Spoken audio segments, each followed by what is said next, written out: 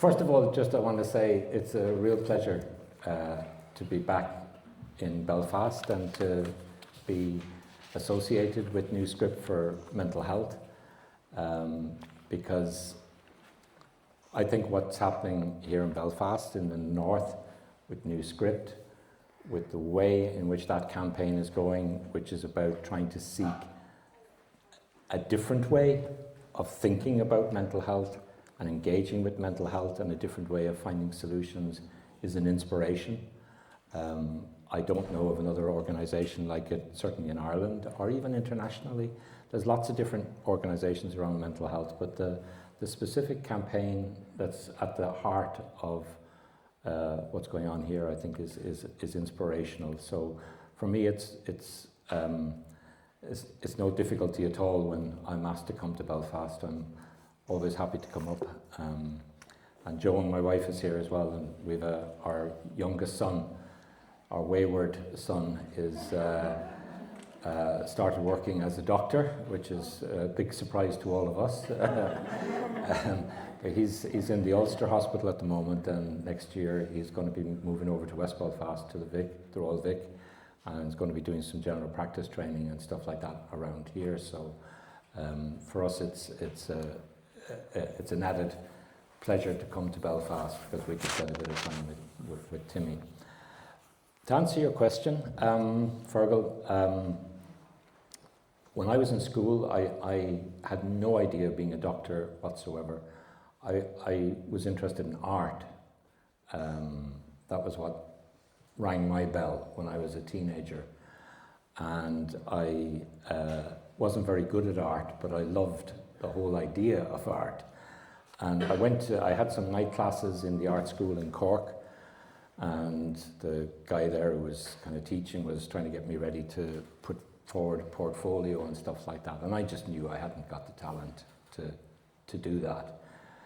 But I was fascinated with the way art was depicted, the way art engaged with madness, with states of mind that were extreme, that were out of the usual. And a particular group of artists called the Surrealists, really, I just, as young 15, 16, 17-year-olds do, I became obsessed with these people and what they were doing, because they were really radically trying to think about a society where the irrational, the crazy, the out of the ordinary wasn't stigmatized. They actually wanted to embrace that, and they wrote about madness very positively. They, in their works of art, like you probably heard of Salvador Dali, people like that, they actually tried in their works to recreate states of madness and explore those states artistically. And I was absolutely fascinated with this. And I said, I'm not going to make it as an artist, so what will I do? And I said, I'll find a route in and I'll do psychiatry. It was only later it dawned on me to become a psychiatrist, to actually work with people in that way. You had to do a full medical degree, as you say, Feargal, and it took ages, but I stuck with it. I had no interest. Doing a medical degree is a real privilege. I mean, anyone who's done that, it's a gift you get, to be able to explore the human body in illness and in health, and to be given the powers and the knowledge to help people in medicine it's wonderful. It's a wonderful thing, no matter what you do.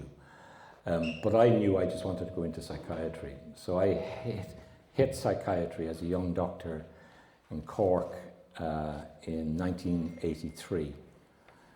And all of my dreams and aspirations of working with the creative arts and all of that just kind of, was very much knocked on its head by the institutions in which I was working as a young doctor.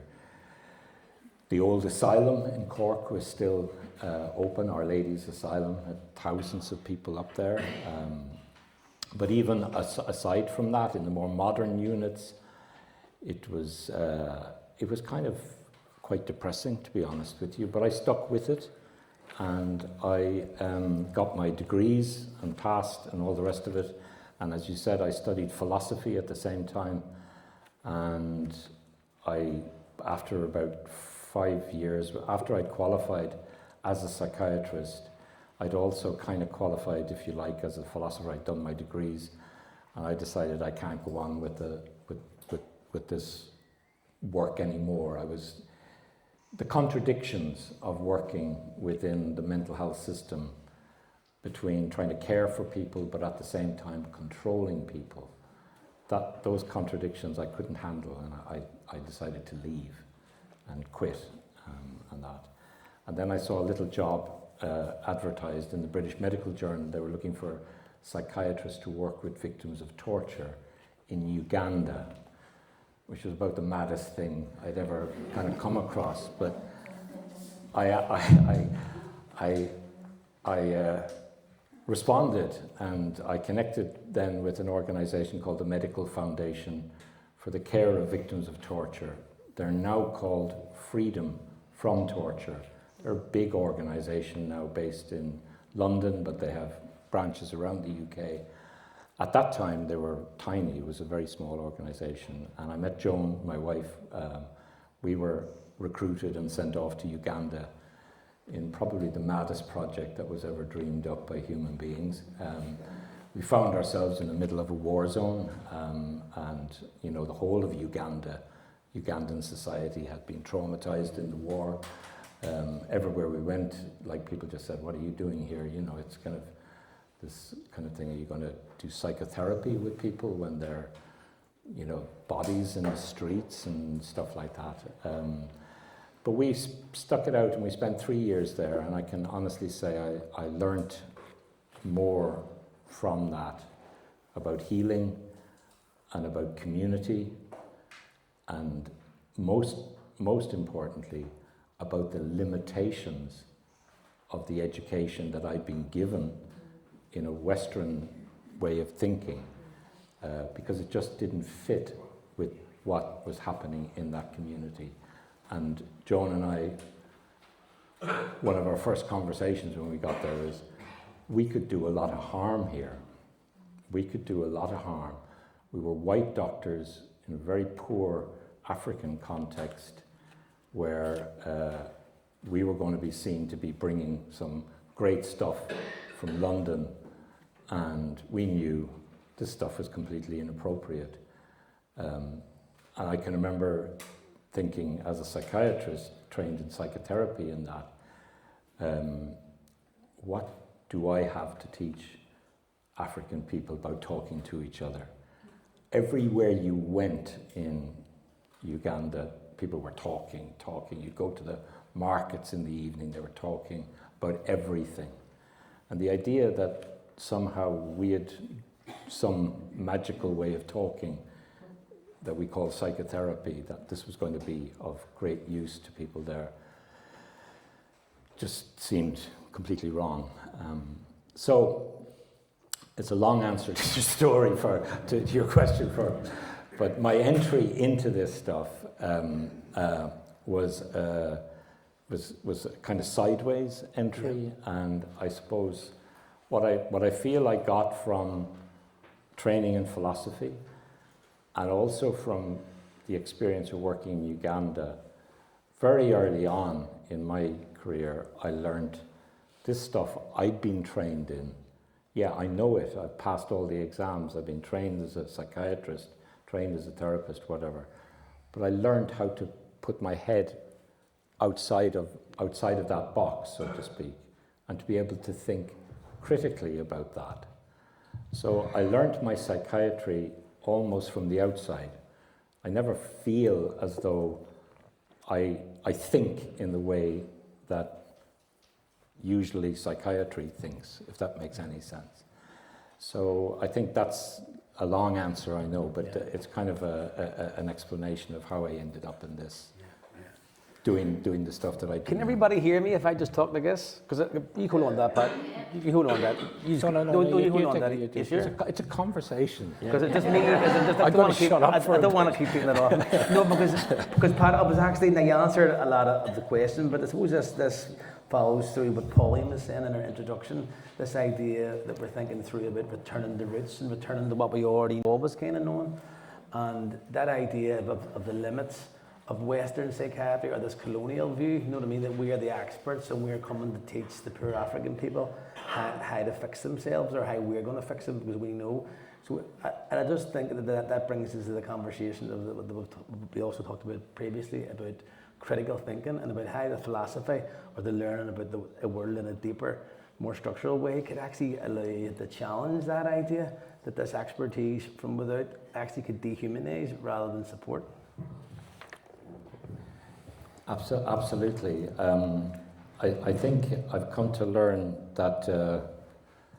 I realized it early on, but I come to think that critical thinking is not a negative thing.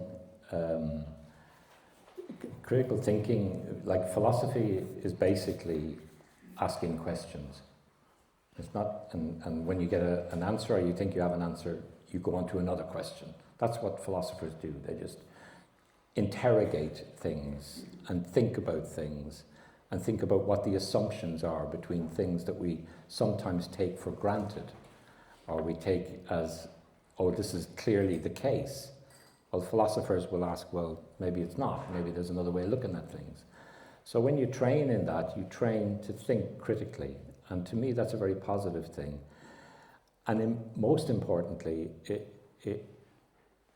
as a mental health professional, I think it's important, because mental health professionals have huge power in people's lives. As a psychiatrist, I have power. I had when I worked in the health service in the UK and back in Ireland. I had powers under the Mental Health Acts to detain people and to tell people, you're going to do you're going to take these drugs even if you don't want to take them, or you're going to stay in this hospital even if you don't want to. Huge powers, more than the police in many ways, are invested in the hands of psychiatrists. But apart from that power under the Mental Health Act, and this is where it comes down to all mental health professionals and for people in the room who are mental health professionals, we also have power to name things. When people come to us and they're vulnerable, and families are vulnerable, and they're looking for solutions, and they're going through a crisis of some sort, we insert a language into those crisis situations. We put a framework on the problems that people are facing.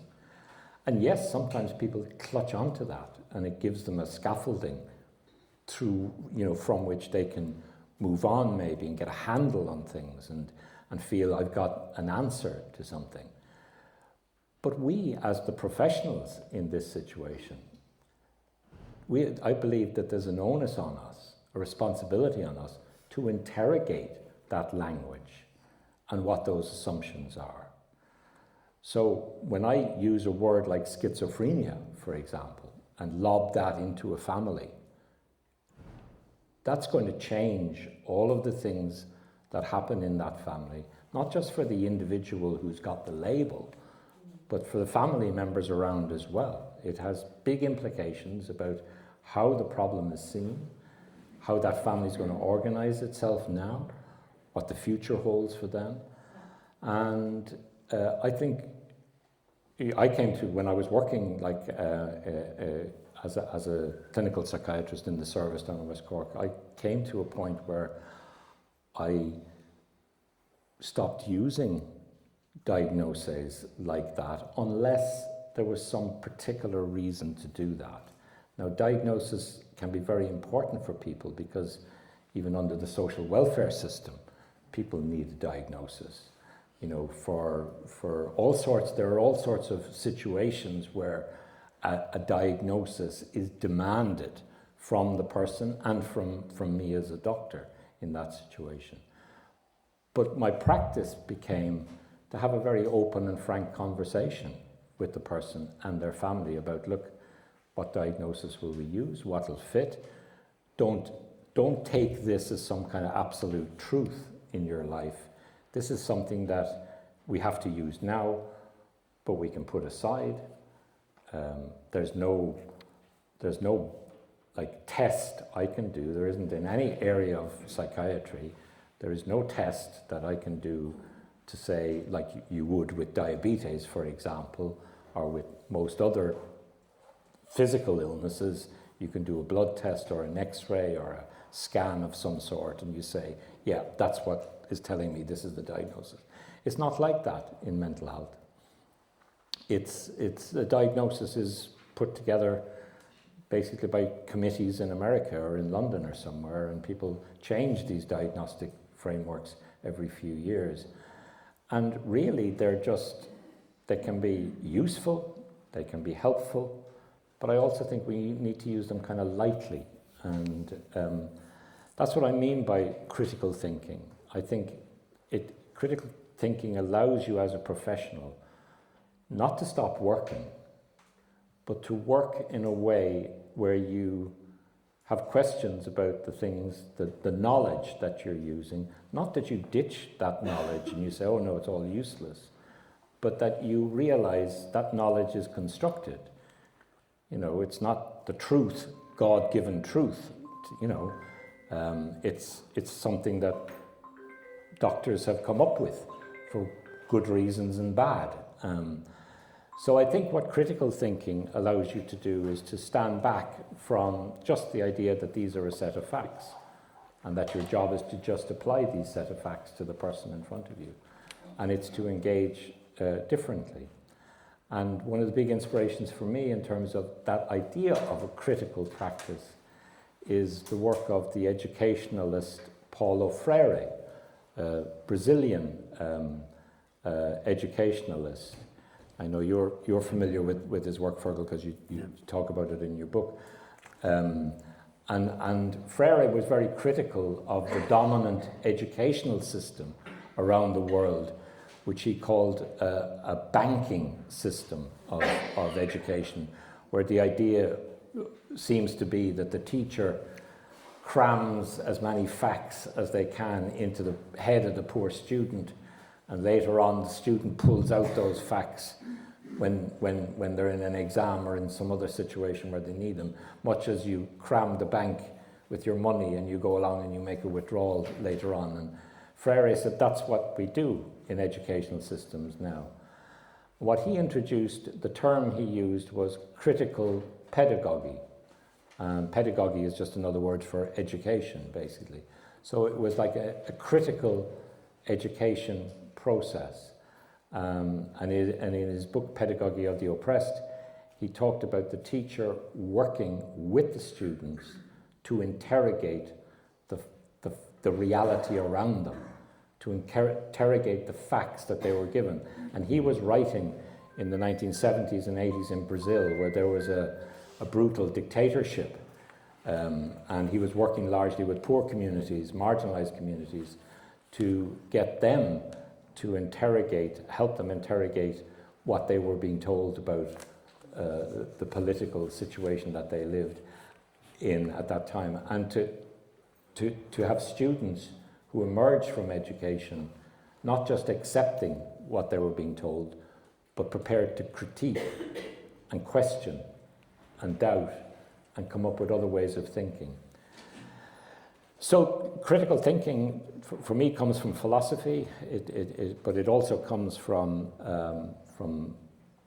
that critical education process, but it also comes from a kind of an anti-colonial, or now there's huge critiquing of from people from what we would have called the developing world, really pushing back at the way in which the Western world has written, talked, organized, and engaged with them.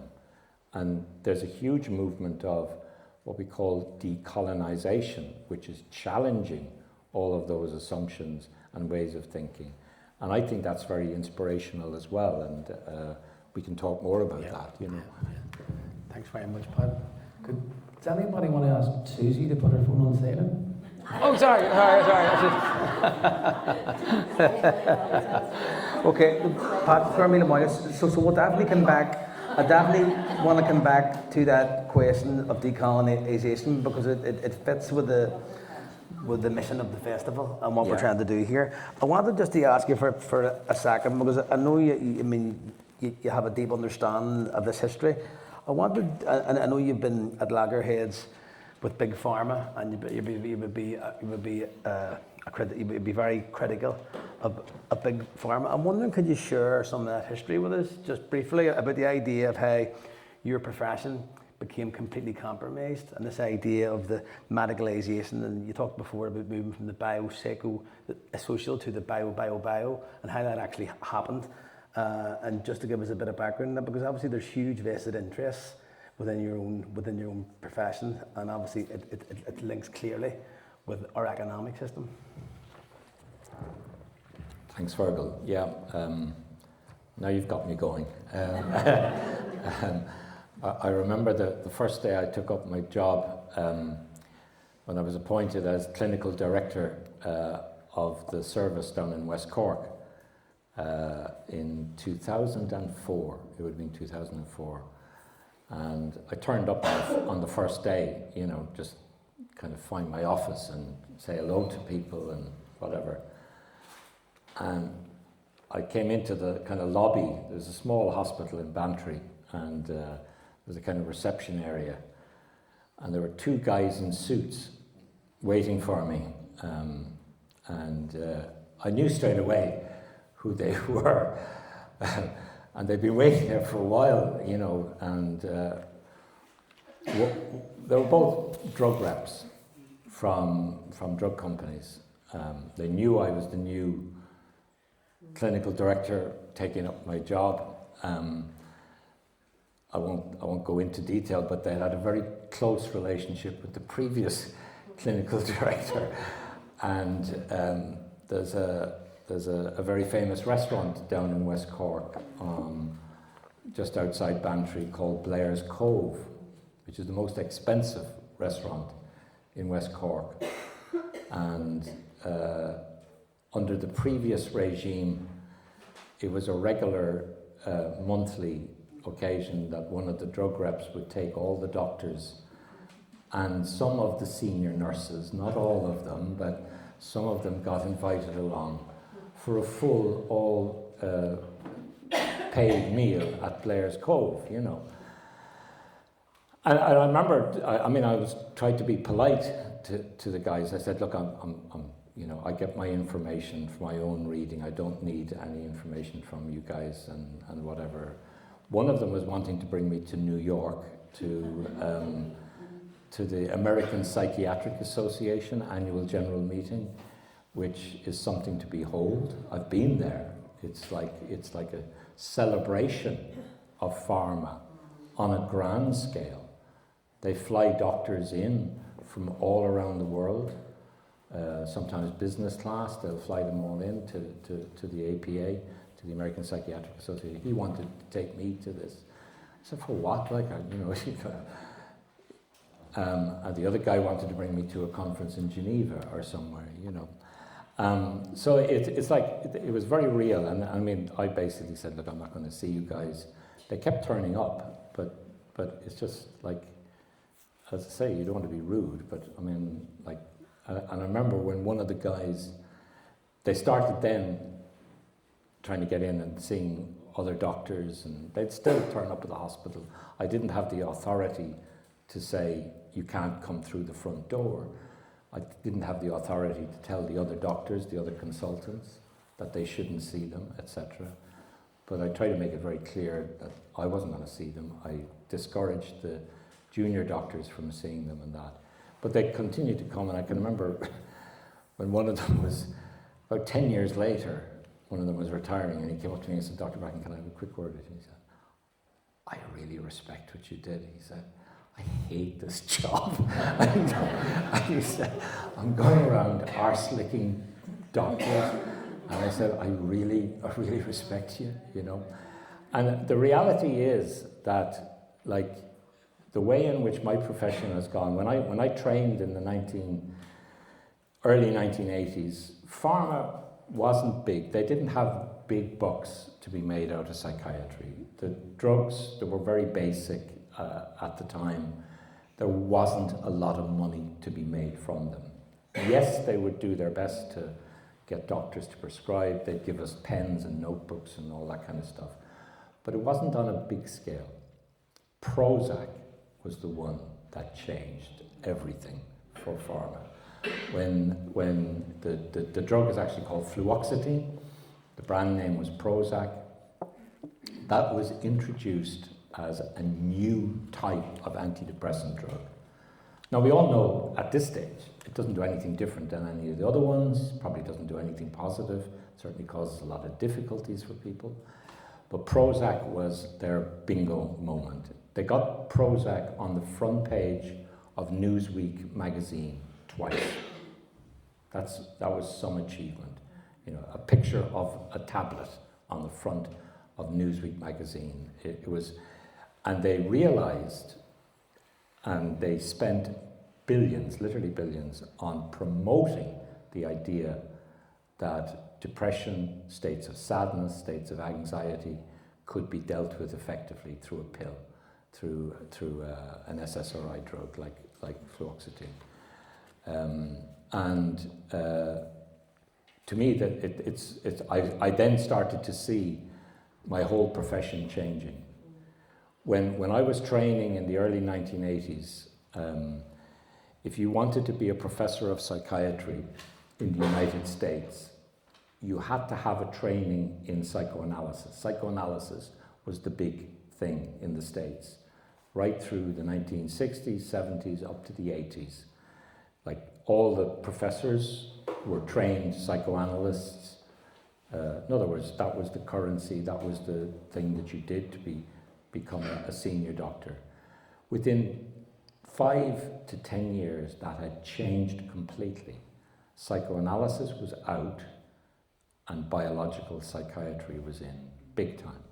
So now all of the professors of psychiatry in the United States all have neuroscience degrees, and neuroscience is the thing that all the money is spent on.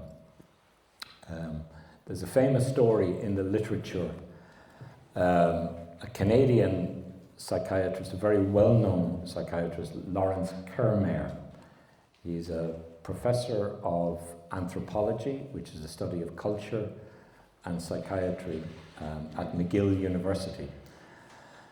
Kermair is a really, really thoughtful psychiatrist, writes really interesting stuff about the relationship between culture and mental illness, has written really positive, I think,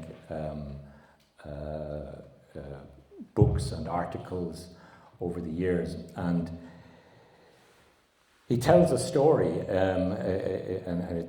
he's written about it, where when it came to the 2000s, into the years 2003, 2004, pharma had really cornered, they'd really promoted the market for antidepressants in the United States, in Europe, in Australia, New Zealand. They had shifted the whole way of thinking within psychiatry and indeed culturally towards the idea that antidepressants were and they were making billions from this. I mean, the amounts of money that they've made from these drugs is extraordinary. The one place it wasn't working was Japan. In Japanese culture, they had a very different way of thinking about states of sadness, largely influenced by their Buddhist culture and other things in their cultural history. They, apart from very serious states of depression where someone was like sick in bed for weeks and weeks, most states of sadness and anxiety they saw as kind of just part of the burden of being a human being, and almost kind of within a Buddhist way of thinking, kind of, you're detached from the world, embrace it, move on. And they just didn't get in to using antidepressants. And Kermair talks, because he was a specialist in culture and psychiatry. And he talks about being invited to this conference in Japan by pharma. And he thought, okay, I'll go along, I'll see. I don't use, as an expert in culture, he doesn't usually get invited to these things. But he said he'd go. He said he knew something weird was going on when his plane tickets arrived. And they had him first class. His plane tickets cost $10,000 to take him to the conference.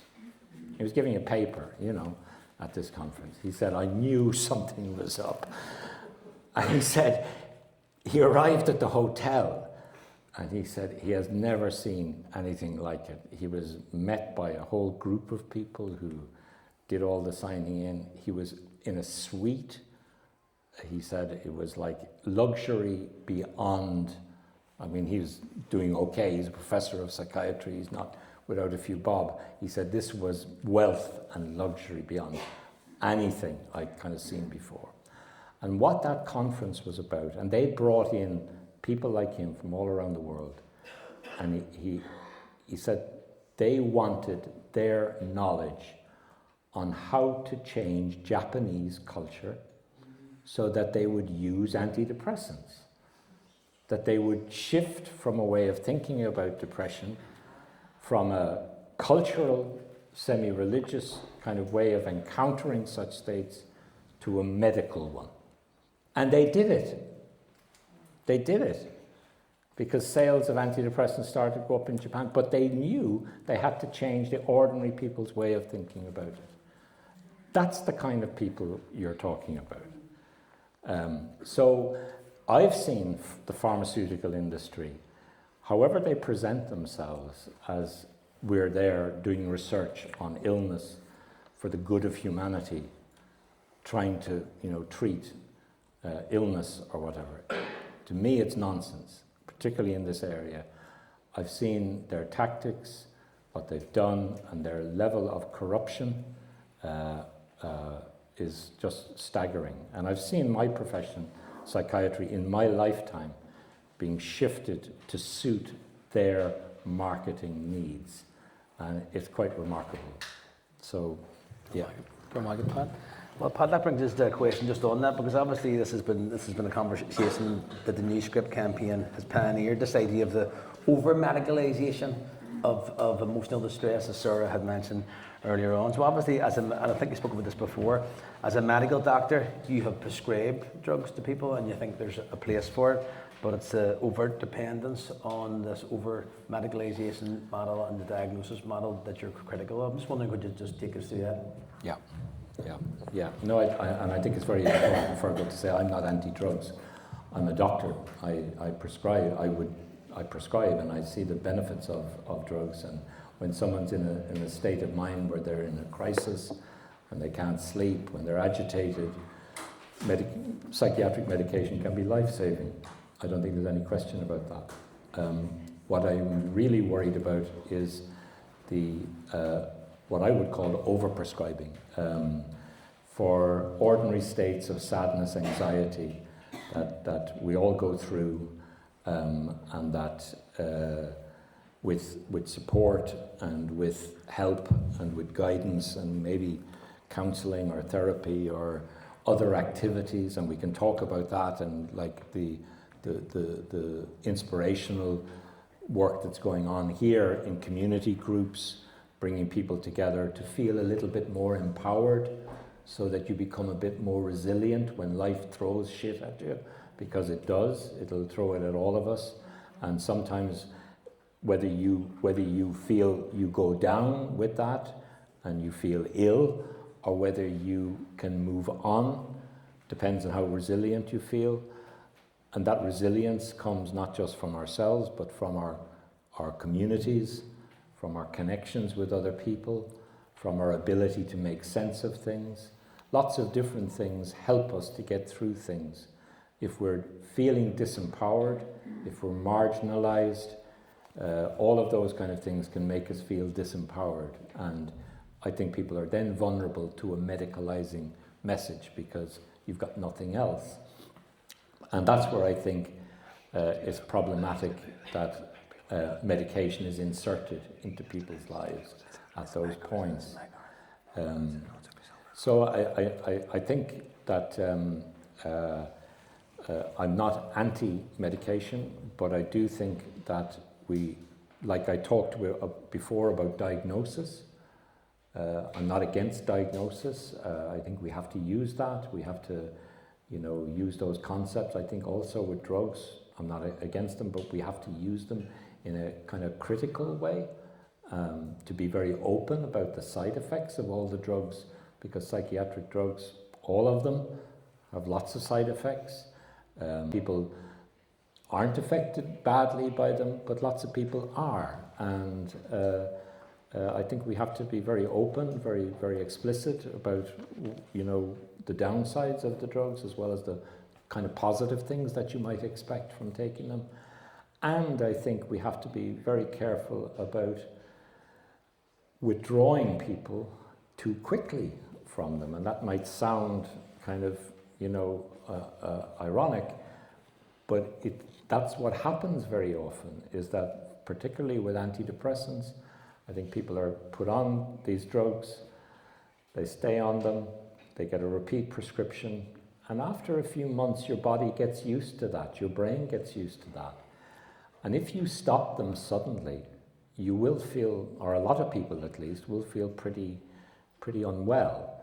And that's a withdrawal effect from the drug, not your illness coming back, which it's often interpreted as your illness coming back. So people go back on the drug and stay on it even longer. So I think we have to, and I think there's growing awareness in the medical profession and in psychiatry over the last few years. And some of it is down to campaigning work on behalf of critical psychiatrists in our critical psychiatry group who've been campaigning about this, that taking someone off an antidepressant can be a very difficult process. I've done it myself, and it can be very difficult. So you have to go very carefully and not go too quickly. And the best thing is that if you're not in that situation in the first place, so you've not got someone who's been on this drug for 5 years or something, and you're trying to take them off it. So I think with that increasing knowledge of the side effects of these drugs and the withdrawal effects from these drugs, it behoves us to prescribe them very carefully. Now the figures is that about a quarter of people in the UK have been prescribed antidepressants in any single year. Now that is an incredible statistic, and particularly the number of children now who are being prescribed these medications as well. I think there is growing awareness around the world of that overprescribing is a reality, not just something that people like me are talking about. And from all places, it might seem completely weird, from the Trump administration. Just last week, Robert Kennedy, the Secretary for Health, announced a whole program about overprescribing in the United States and started talking about deprescribing, which is, Kennedy was appointed because of his critique of pharma alongside other things. I mean, he threw his lot in with Trump. If you remember, he was running as an independent candidate for the presidential election. He threw his lot in and that. But some of the things he was actually campaigning on were actually quite sensible, I think. The problem is that the same group of people around Kennedy and Trump and that, for some reason, which I don't fully understand, they're mad into psychedelic drugs. So the week after the administration announced this policy on overprescribing, they're talking about now opening up the field to psychedelic drugs. So there's a whole new kind of approach to medicalizing is coming down the track. And believe me, you're going to start hearing about it now about the prescription of psychedelic drugs for states of depression, anxiety, trauma, and other things. And I think we have to be as skeptical, as questioning, as critical around all that stuff as we are about the other stuff. Okay, thank you. Cards, there's a Toyota Corolla. If anybody owns a Toyota Corolla, it's boxed in. Somebody, I think Big Pharma has sent a Toyota Corolla. It's boxed in. So if anybody owns it, could you just move it? Pat, I wanted us to bring us briefly to the conversation about decolonisation, because we mentioned that obviously when we talk about decolonisation with the festival here and with the work of Glór and Móna, we're often thinking about the language as a bulwark, as a means of resistance and a means of countering the colonial process, us thinking about it not as some past event, as a continuous process that's impacting us. We had a conversation about this last week about a member of the Dublin government who talked about the post-colonial Ireland, and what we were thinking about was how insulting post-colonial is, the word post. If you were, for example, the families at Spring Hill there, who've been campaigning for 54 years to have their families exonerated, who were brutally shot and killed by the occupying army here, the British Army. There's nothing post about colonialism. It's happening every single day.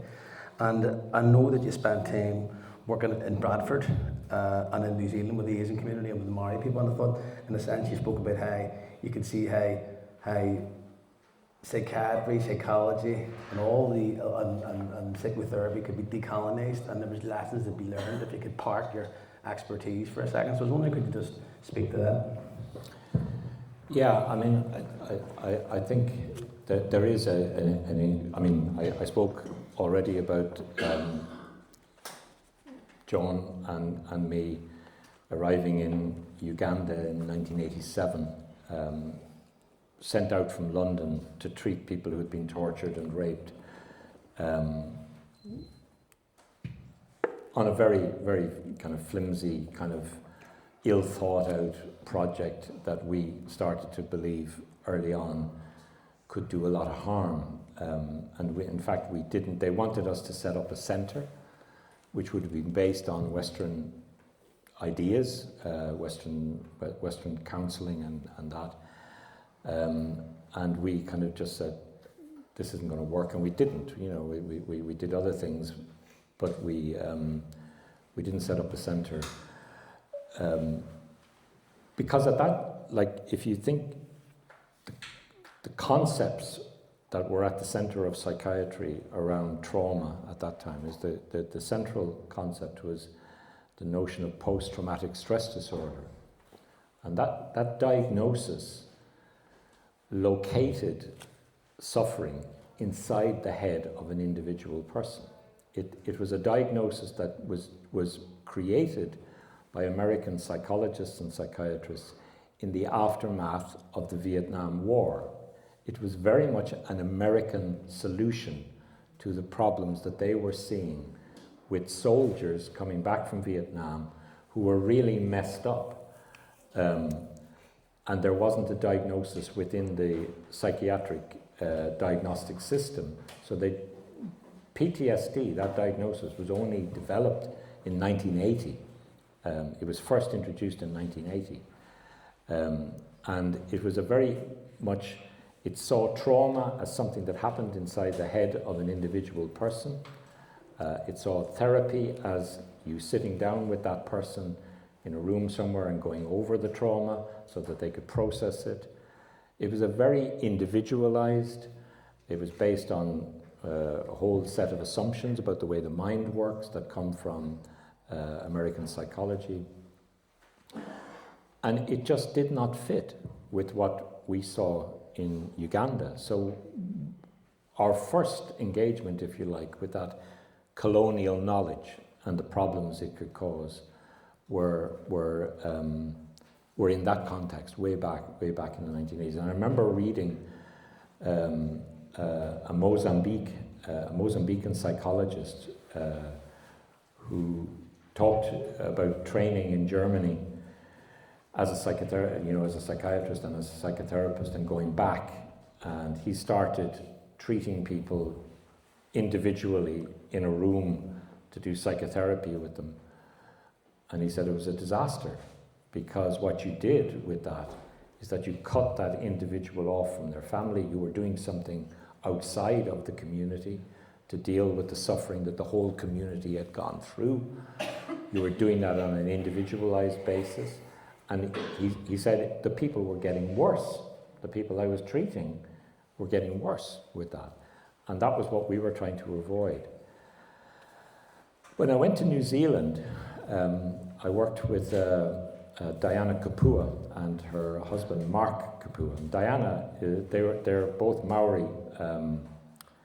Diana was a nurse first and went into mental health work, and she said she just saw what was happening with her Maori community, being prescribed huge amounts of drugs, being set aside from their families, which is a disaster for Maori people. And she was appalled by what she saw, so she went off and trained as a doctor to give her a little bit of authority in the system. And where I worked with her in Gisborne, on the east coast of the North Island, is a largely Maori. It's a very poor city. It's the poorest city in New Zealand, but it's a very Maori, very beautiful part of the world. It's where the film Whale Rider was made. I don't know if any of you know that film. It's a beautiful film about a young Maori girl engaging with the ancestral spirits and that. But Diana and Mark, her husband, who is not a doctor but an artist, he is a Maka artist. He did tattoo work, and the Maori, as you know, were mad into bodily tattoos. Mark had a full facial kind of, he was quite striking when I met him first. But they developed a way of working with people that kind of didn't look to Western concepts for how you dealt with families in distress. They drew on the genealogy, the history of their spirit world in Maori culture, which is a really rich, they have huge numbers of spirit ancestors and tales and stories, and that's a large part of their culture is storytelling. And what they did was they situated the stories that people were bringing to them now of family distress, of drug abuse, of suicide, of madness, of trauma, of all the different kind of things that we deal with and we call mental illness, or gets put in the category of mental troubles of one sort or another. They found stories from their genealogy where sons had gone wayward or daughters had gone off with different people or something had happened, and they used those stories to situate the crisis that they were dealing with now. It blew my mind. It was a completely different way of doing mental health work from outside of it just put the Western way of thinking, which is that medicalized, I'll make a diagnosis, these are the symptoms and here's the treatment. That kind of approach, it was completely different. They started talking straight away with people in a Maori idiom that people felt comfortable with. And they'd bring family members in, and there'd be big meetings of people.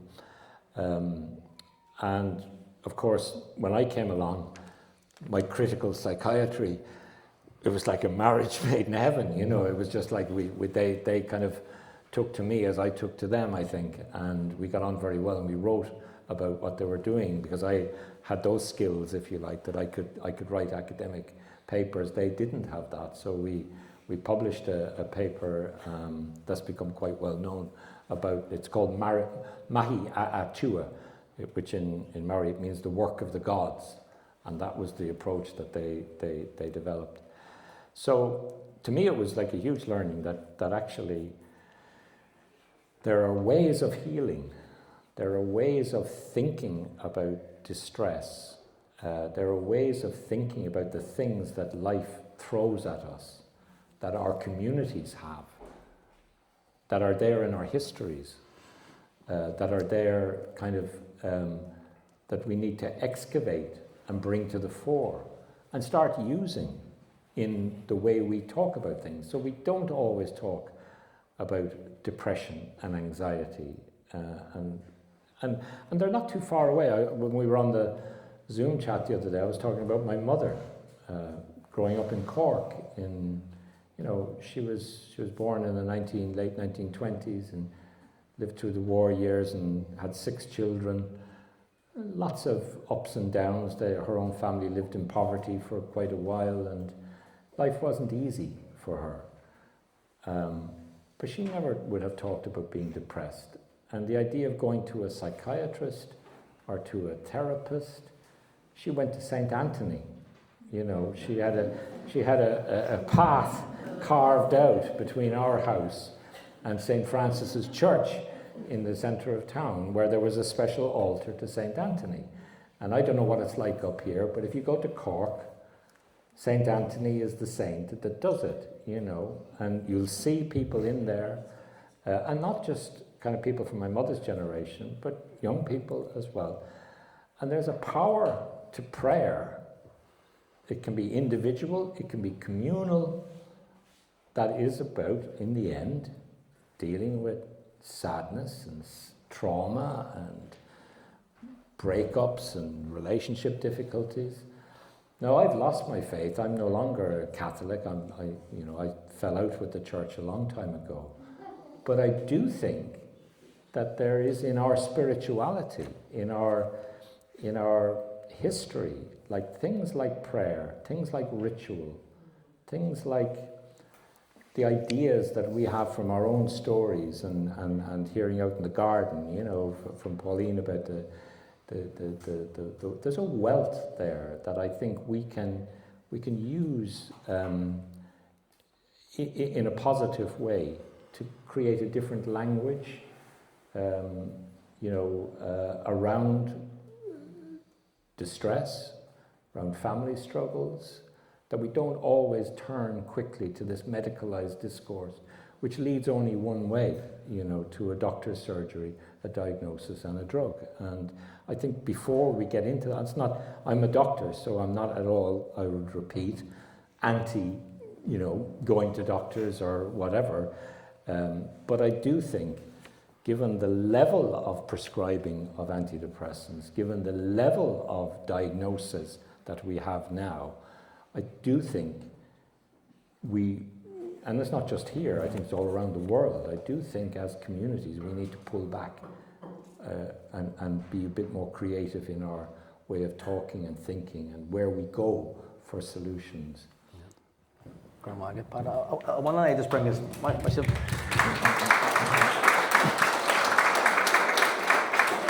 I want to just start bringing the conversation back to this idea of alternatives. Then I want to open it up to the floor, because I know there's a lot of people here who have a lot of expertise and would have their own questions and queries. I wanted to start with a brief story, which give it a bit of context. When we set up Féile in the gCloigíní Gorma in 2017, there was a collection of community activists, a cohort came together, and were very concerned with people's heads, where heads were doing at that time.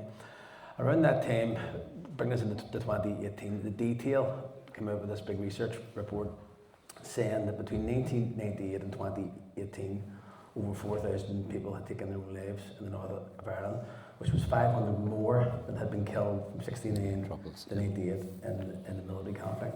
And when we put out the statement about the festival, Road Trial Festival, we mentioned this, and a local political representative who will remain unnamed phoned me and says, what was that about, the whole statement? But that was like very negative.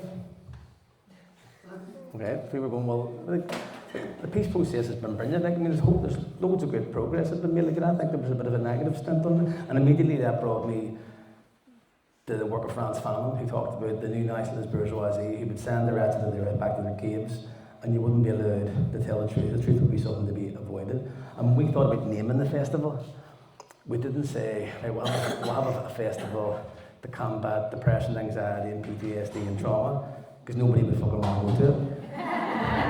Or want to admit that they were on that pathway. So we come up with the idea of community, solidarity and well-being. And the very basic analysis that we heal as a collective, as a community, rather than an individual, and solidarity being at the heart of that. So I'm just wondering how you would unpack that in terms of the various, we spoke before about a lot of the community alternatives, San Francisco, you've been across the world, you've seen lots of different attempts, creative, innovative, bottom-up attempts by the community to develop their own alternatives to heal. Yeah, I mean, I've more to learn from you guys up here than I can speak to on that. But I remember when Joan and I went to Uganda, like, we travelled all around the country and we met with people and, you know, kind of explained what we were there as best we could. As I said, it was a very ill thought out project, and we asked what people needed and what they wanted. And universally, nobody asked for psychotherapy. People talked about, can we get the schools going again? Can we get the markets going again? Can you put money in for a community centre? And when Joan would speak to it more than I do, but she worked with a whole bunch of women who had suffered rape in the war in that part of Uganda. And through that work, kind of organically, a group of women got together.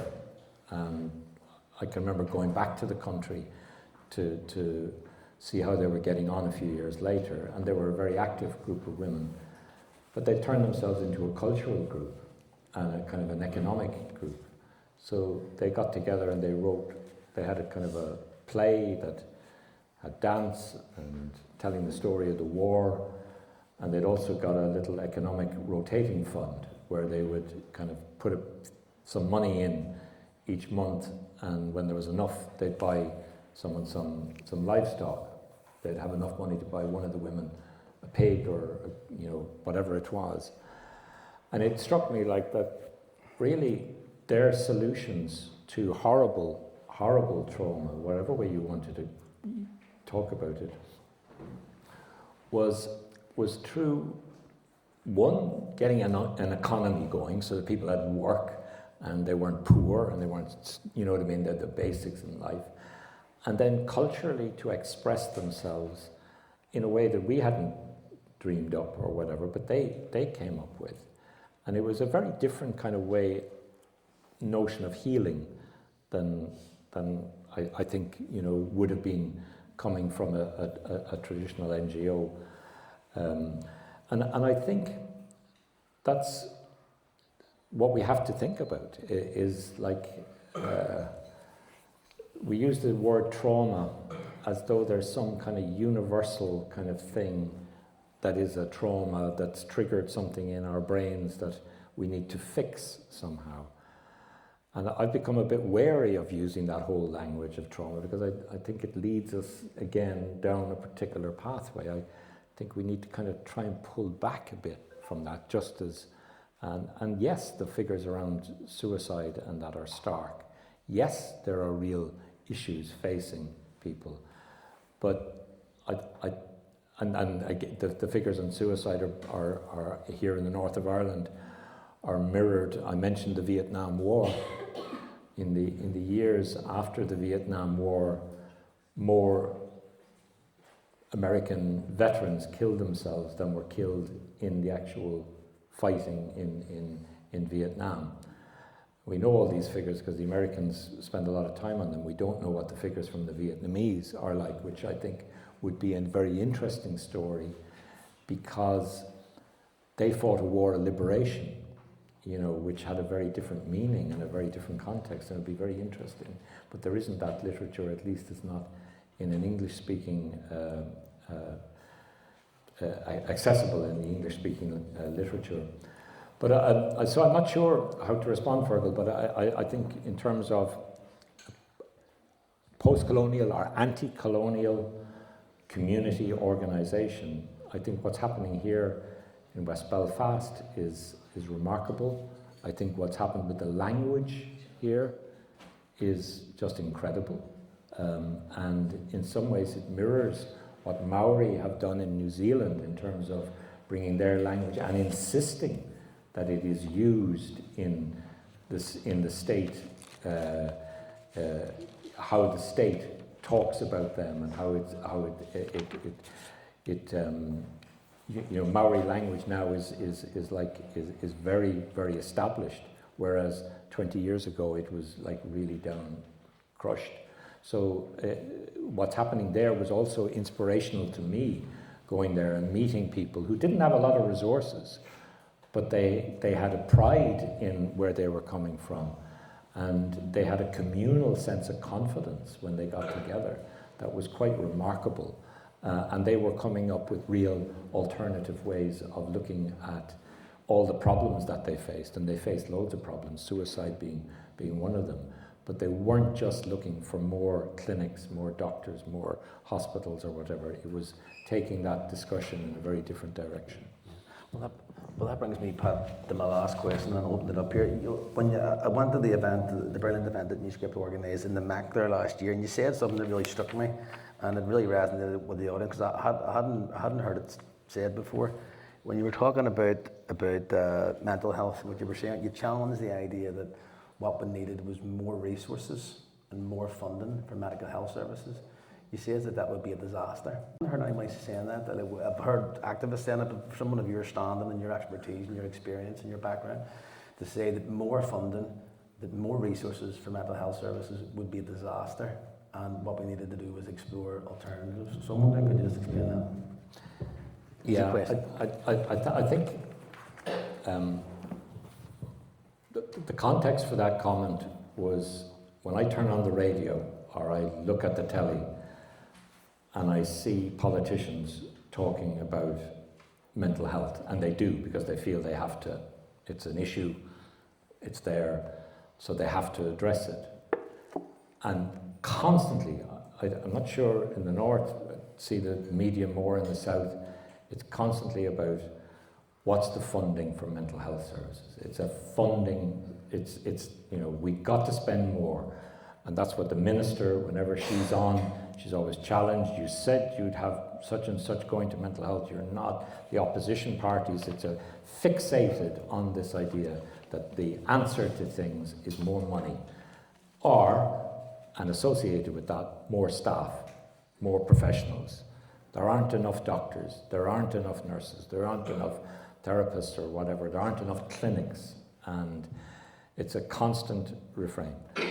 Now, as I said before, I was a clinical director in West Cork at the time of the economic crash in 2008.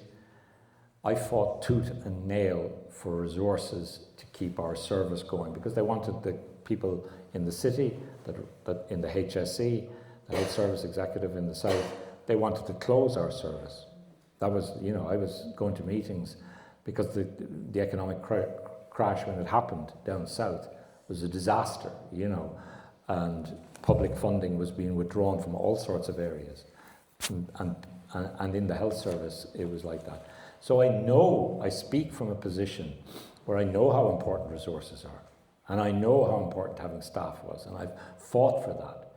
But what I've come to believe is that I'm not against putting more money into mental health services. I do believe we need that, but for all the reasons we've spent talking about for the last hour and a half or whatever, if we just put more money into a system that's not helping people, that's actually taking people off what I would regard in the wrong direction,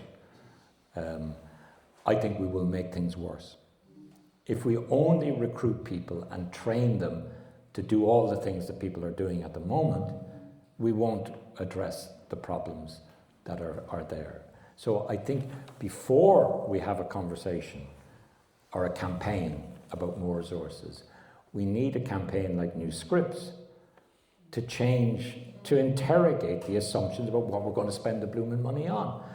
It's not rocket science. I mean, if what you're doing at the moment isn't working, it's not helping, and it's not.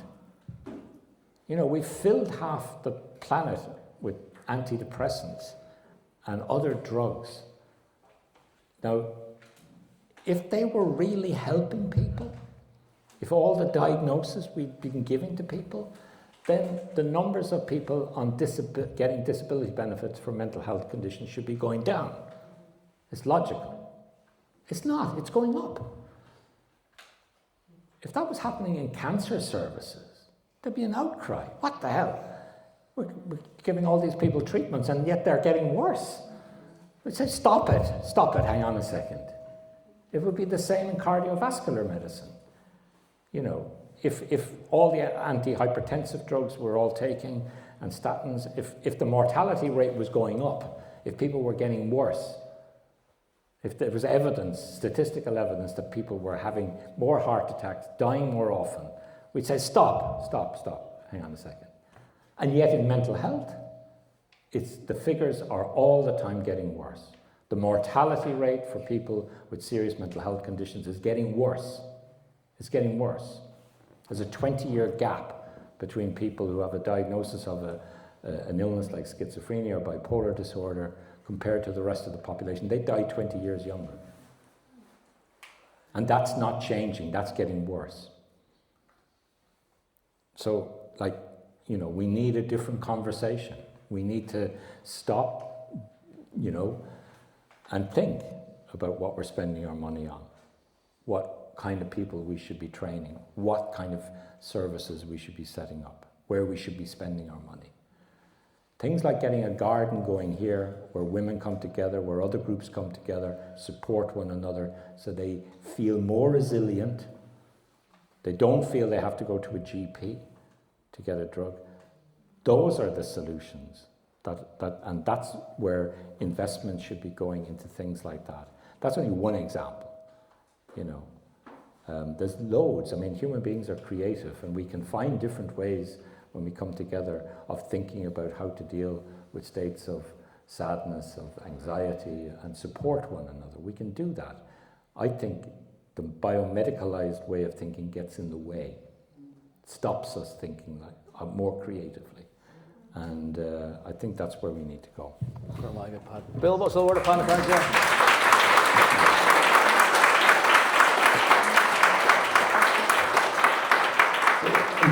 I'm sure you guys will agree, Pat, Cards, we can listen to Pat all day. I wanted to open it up because I know people maybe want to ask the question from the floor or maybe want to share some experiences themselves. I would just ask people if they are going to speak to keep it very, very brief. No speeches if we can avoid them, just perhaps a short comment and a question. I don't think we'll have a roving mic, Sarah, have we? People are going to have to just project with the Shin Glór. Ger, at the back. Ger, stand up, Ger. Thanks very much, Pat. Thanks, that's brilliant. And I just wonder, as well as the financial benefits that the medical profession or psychiatric profession get when these new drugs come out, I think the other driver could be the academic success and the promotion with the papers published and stuff like that. Would you agree with that, Pat? And that's a big problem. I think it is. Thank you for the question, Ger. You know, when people publish papers in the medical field, there is a requirement now for people to list where they've got money from. They have to put down their, be transparent. Now that wasn't always the case. That's being won from campaigning, over. But it is the case now that people have to do that, and sometimes it's just remarkable, how much conflicts of interest there are when you see people publishing stuff. And Farm is very clever. I mean, they find ways of funding research that looks independent and all the rest of it. But it's always about promoting a biological way of thinking. So even if they're not actually funding directly a drug trial or something like that, you'll find that there's always a biological way of thinking is what they're promoting and selling. And there is a campaign at the moment for what we call a Sunshine Act, which was brought in the States, where doctors have to declare where they get money from, gifts, other things like that. It has to be transparent. It's not the case over here. You don't have to do it as a doctor.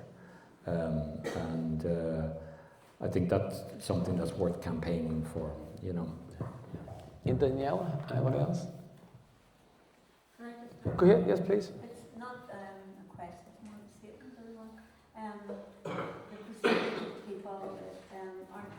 using drugs for mental health, but for pain relief.